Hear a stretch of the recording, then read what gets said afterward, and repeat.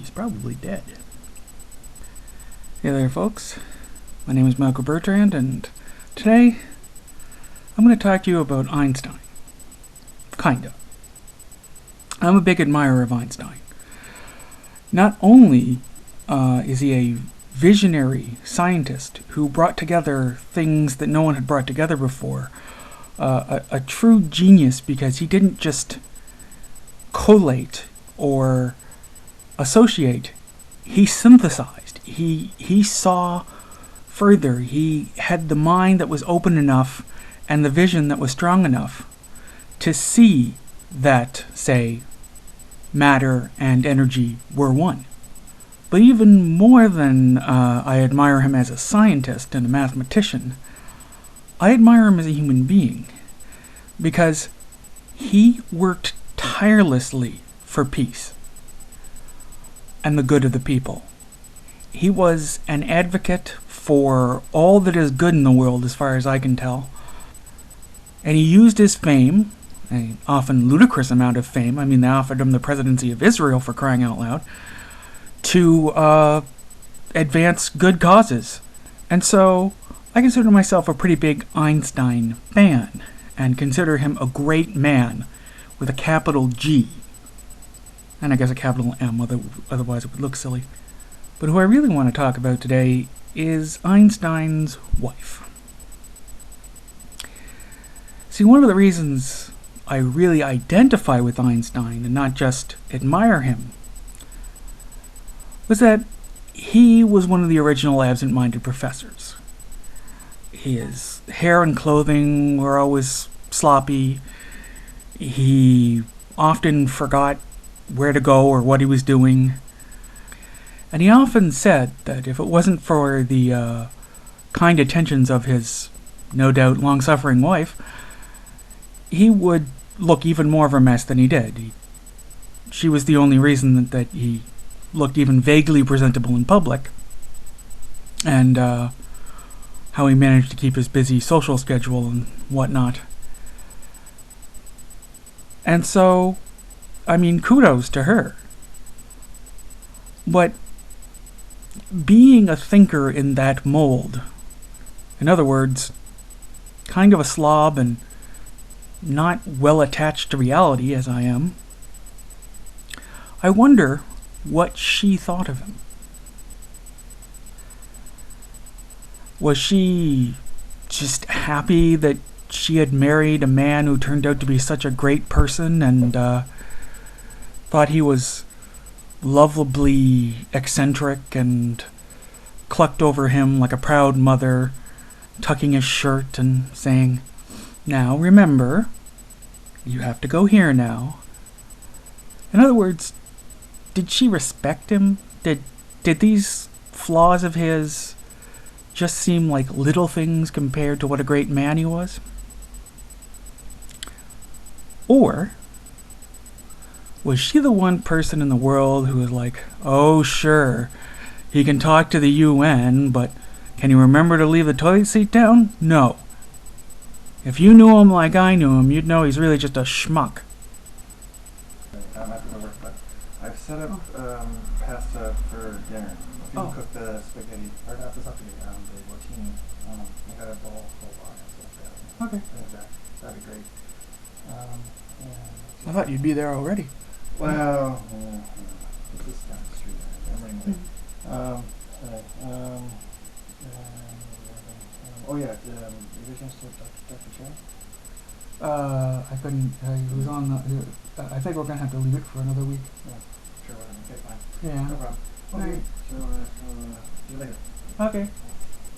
By the way, you're on film. Sorry, what was it? You just showed up on video, possibly. Oh, At least your voice will. Okay.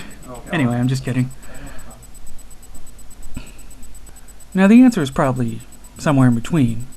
Probably on good days, she was the proud wife of a slightly eccentric man, and on the bad days, she didn't have any respect for him at all. That's kind of how marriage goes, really.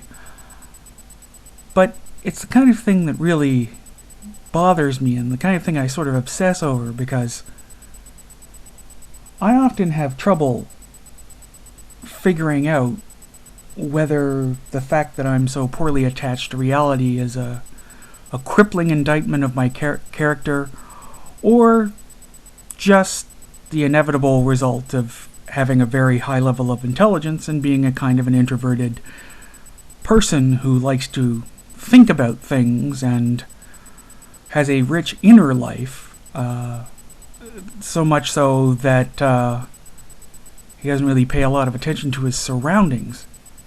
And trust me, if you could see my surroundings, you'd be able to tell. Generally, wherever I lay my head tends to look like a used bookshop exploded. I got a lot of books. I like to read. And I've always been a little unconcerned with hygiene. I not exactly, I just totally don't care, but it's a more abstract thing with me than it is with other people. I don't really feel the problem. I just know it intellectually and go, well, okay, I better do this so that people don't hate being around me. And trust me, when I was far, far more mentally ill than I am now, I was no fun to be around. Enough said. So I find myself thinking about this woman I know almost nothing about, and except that she was married to Albert Einstein. And I wonder, in her heart of hearts, what she thought of him. He was a good man. And he was a smart man. But was that enough for her? Did she consider herself the luckiest woman in the world? To be married to someone who at the time was one of the most famous people in the world? Or did she feel like she really got the booby prize because she knew what a putz he was? And from what I've read, he wasn't so great as a husband and father either. And yet, no one would sympathize with her because everyone else thought he was this wonderful person.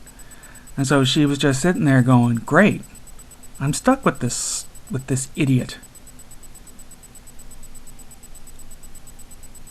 I really worry about that. Because if I ever manage to come out of my shell enough to get a boyfriend, and hopefully someday a husband, I am monogamy minded, trust me. I'm on a mission. They're probably going to go through somewhat similar experiences, only possibly without the famous part. I'm just kind of ambivalent to my surroundings a lot of the time, and little material things. So whoever gets me will have to put up with a certain amount of my eccentricity. And I guess, neurotically enough, I just end up sitting here thinking, how much is too much? How much of my eccentricity would be too much to take? Make someone leave me, even. I mean, I have a lot of good qualities. I'm very warm and affectionate with the people I love, and if I decided someone was my man of life, he better hold on to his hat, because he's going to get a lot of love.